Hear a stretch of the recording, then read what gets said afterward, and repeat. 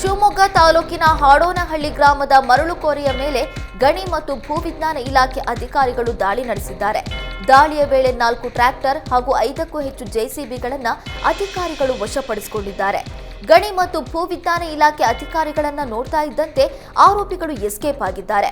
ಕಾರ್ಯಾಚರಣೆಯಲ್ಲಿ ಗಣಿ ಮತ್ತು ಭೂವಿಜ್ಞಾನ ಇಲಾಖೆಯ ವಿಜ್ಞಾನಿ ಪ್ರಿಯಾ ದೊಡ್ಡಗೌಡರ್ ನೇತೃತ್ವದ ತಂಡ ಭರ್ಜರಿ ಕಾರ್ಯಾಚರಣೆ ನಡೆಸಿದೆ. ಘಟನಾ ಸಂಬಂಧ ಶಿವಮೊಗ್ಗ ಗ್ರಾಮಾಂತರ ಪೊಲೀಸ್ ಠಾಣೆಯಲ್ಲಿ ಪ್ರಕರಣ ದಾಖಲು ಮಾಡಲಾಗಿದೆ.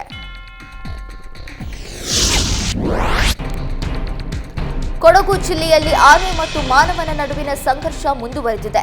ಕಾಡಾನೆ ದಾಳಿಯಿಂದ ವ್ಯಕ್ತಿಯೊಬ್ಬರು ಗಂಭೀರವಾಗಿ ಗಾಯಗೊಂಡಿದ್ದಾರೆ. ವಿರಾಜಪೇಟೆ ಚೆಂಬೆಬೆಳ್ಳೂರು ಗ್ರಾಮದ ಚಂಬಂಡ ಜನತ್ ಕುಮಾರ್ ಎಂಬುವರ ಮೇಲೆ ಕಾಡಾನೆ ದಾಳಿ ಮಾಡಿದೆ.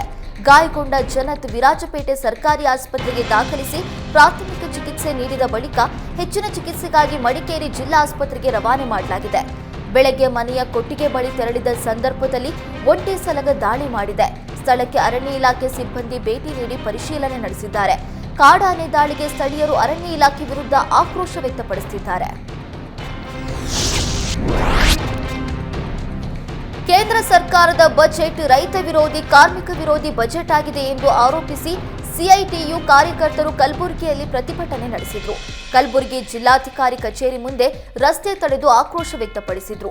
ಕೇಂದ್ರದ ಬಜೆಟ್ ಉದ್ಯಮಿಗಳು ಶ್ರೀಮಂತರ ಪರವಾಗಿದೆ, ಬಡವರು ಕಾರ್ಮಿಕರು ರೈತ ವಿರೋಧಿ ಬಜೆಟ್ ಆಗಿದೆ. ಅಮೆರಿಕ ಒತ್ತಡಕ್ಕೆ ಮಣಿದು ಪರಮಾಣು ಕ್ಷೇತ್ರ ಖಾಸಗಿ ವಲಯಕ್ಕೆ ನೀಡಲಾಗಿದೆ. ಗರೀಬ್ ಕಲ್ಯಾಣ್ ಯೋಜನೆಯ ಅನುದಾನ ಕಡಿತ ಮಾಡಲಾಗಿದೆ. ಮಧ್ಯಾಹ್ನದ ಬಿಸಿಯೂಟ ಯೋಜನೆ, ಆಶಾ ಕಾರ್ಯಕರ್ತರ ಗೌರವಧನದ ಯೋಜನೆಯಲ್ಲಿ ಕಡಿತಗೊಳಿಸಲಾಗಿದೆ. ಒಟ್ಟಾರೆ ಕೇಂದ್ರ ಬಜೆಟ್ ದೇಶವನ್ನ ದಿವಾಳಿಯತ್ತ ಕೊಂಡೊಯ್ಯುವ ಬಜೆಟ್ ಆಗಿದೆ ಎಂದು ಪ್ರತಿಭಟನಾಕಾರರು ಆಕ್ರೋಶ ವ್ಯಕ್ತಪಡಿಸಿದರು.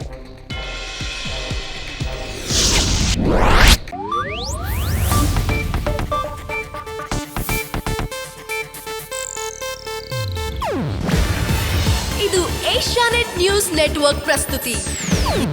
ನೀವು ನೋಡ್ತಿದ್ದೀರಾ ಏಷ್ಯಾನೆಟ್ ಸುವರ್ಣ ನ್ಯೂಸ್.